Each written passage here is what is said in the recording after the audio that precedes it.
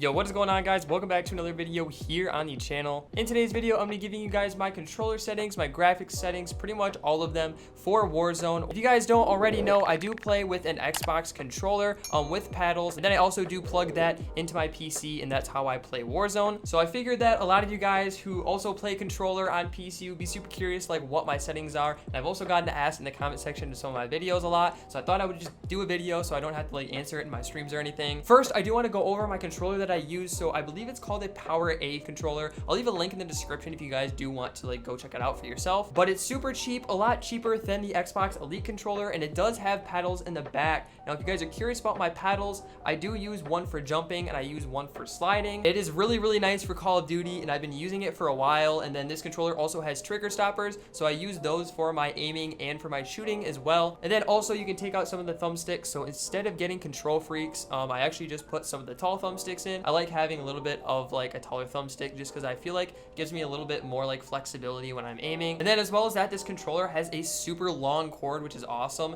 and the plug-in also locks into it, like it locks into it and you have to like unclip it. So with that out of the way, let's go ahead and jump into my settings. So we're gonna go to options. Now the first thing you guys are gonna notice is I play on 108 field of view. Now I've used 120, I've used even 115, but even then, as you guys can see here, I play on affected ADS field of view as well. So since I play on that, I feel like 115 even is just like I can't see my enemies with like some of the iron sights of like SMGs, especially like I believe it's like the Cold War MP5.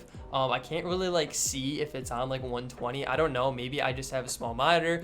Mine is 24 inches for reference. You guys might have a bigger one. I feel like it all depends on your specific situation, but I play on a 24-inch monitor, and sometimes 115 is just too intense for me. For reference, console FOV is 90, I do believe, correct me if I'm wrong, but so you can really kind of go like up to 95 and push 100 if you guys are still looking for something of an edge over console. Brightness, you guys can go from anything from 50 to 60, really is up to you, to be honest. We're gonna keep this at 100. I'm gonna slowly scroll through this so you guys can kind of pause it if you guys want. There isn't anything really super important in here. I do play on Tritopia. Not entirely sure if some of these settings are most up to date, but I do prefer the square mini-map shape. Mini-map rotation, I would go ahead and enable that as well. Then these are kind of up to you. I do enable FPS so I can see it in the corner. Yeah, you guys can take a look at the ref. Let's go ahead and go into graphics. Now I play on full screen borderless. People do say you get more FPS on full screen, so if you guys are struggling in that department, I would definitely switch it. For the display monitor, you guys can see that. Just choose whatever display adapter, my graphics card. Now 75 for screen refresh rate. Yes, my monitor is only 75 hertz. It's just a 1080p monitor. I've just never seen a reason to upgrade. I would like to in the future, so hey, if there's any companies watching, you guys want to send me a monitor. And then render resolution, you guys should always have this at 100, and then as you guys can see, my display is blocked at 1920 by 1080 because that's what my monitor is. And then aspect ratio, automatic, and then you guys can kind of copy everything from here. Nothing super important other than you guys should also, as always, disable NVIDIA highlights. I believe it hurts your FPS a little bit. As you guys can see, these are my graphics settings. You guys can go ahead and pause it if you guys want to copy any of these. My computer, you guys can, I'll leave a card up if you guys want to check out that, like my full video on me building my PC. It's the same exact PC that I do game on now. So if you guys are like, want to compare kind of like the specs to what kind of PC I have, you guys can. It's not anything crazy. As you guys can see, I have a 1660 Super. So I do kind of run, a little bit lower of settings. Here's the shadow and lighting. You guys can pause it if you'd like. Go down to post-processing. You guys can copy that. Filigrane off.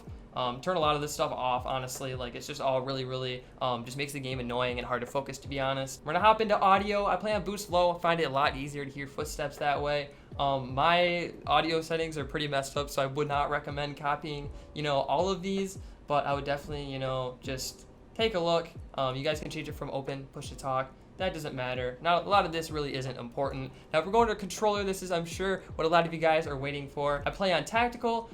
For stick layout, just default. Invert look disabled. My dead zone's 0.05. You guys should just use whatever the lowest dead zone is, so that you don't have stick drift. If I go to like 0.04, I notice that my aim moves just a little bit slowly. So I upped it to 0.05 and now I don't have any issues. So this is the lowest I can go personally. Now for horizontal and vertical sensitivity, I personally play on 6.6. I know a lot of pros that play on 6.6 and 7.7. I would not recommend going any higher, to be quite honest. I feel like 7.7 is the highest that most people do go. I do know a lot of people that also play on like crazy sensitivities like 10.10, 11.11, or even 12.12. So if you guys feel the need to like try a high sensitivity like that, you know, go for it. I'm not telling you no, but just from personal experience, I've been playing Call of Duty a very, very long time actually, and I've always kind of just gone for like a medium sensitivity, and for me 6.6 feels so nice. For ADS multiplier, I have mine at 0.6. I know this is an extremely low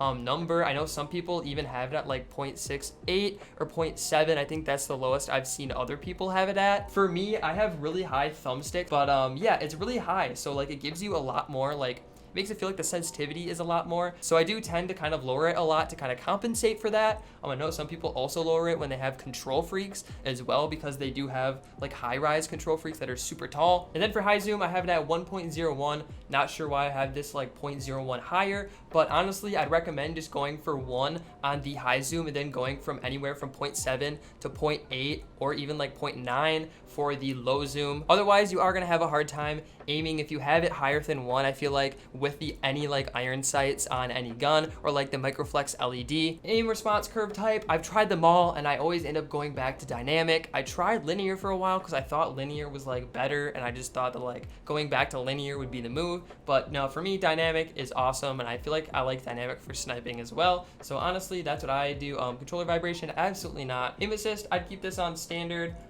Scale aim assist with FOV enabled. I would keep that enabled, honestly. Weapon mount, ADS plus melee, and I'm gonna scroll down a lot of these. You do want aim down sight, hold, equipment, hold, and then the thing that's important is you want use reload behavior to be contextual tap, especially if you're on controller. It's gonna make looting a lot easier and stuff like that. Depleted ammo weapon switch, I would enable this as well. Just gonna switch to your next weapon when you run out of ammo. And then for armor plate behavior, I see other people have this as apply all, but a lot of the time I'm only trying to apply like 1 or 2 armor, especially if I'm like running around and I'm in a rush and I only need to apply 1. I feel like this is how I want it, but I know a lot of people that do have it on like apply all. Slide behavior tap, this is essential. It's gonna make it way faster for movement. Auto move forward, I have this on disabled. I do not like that. Automatic sprint, we have this on automatic tactical sprint. This really helps with like the speed of my movement, I feel like. This I have disabled. Then parachute auto deploy, I have this on. I know a lot of pro players have it off, but I don't know. I don't really have a problem with it at all. So yeah, that is my settings for season 4 of Warzone. If you guys have any questions about anything at all, make sure to go ahead and leave them in the comment section down below. I appreciate you guys so much for watching. I will catch you guys in the next video on my channel. Peace.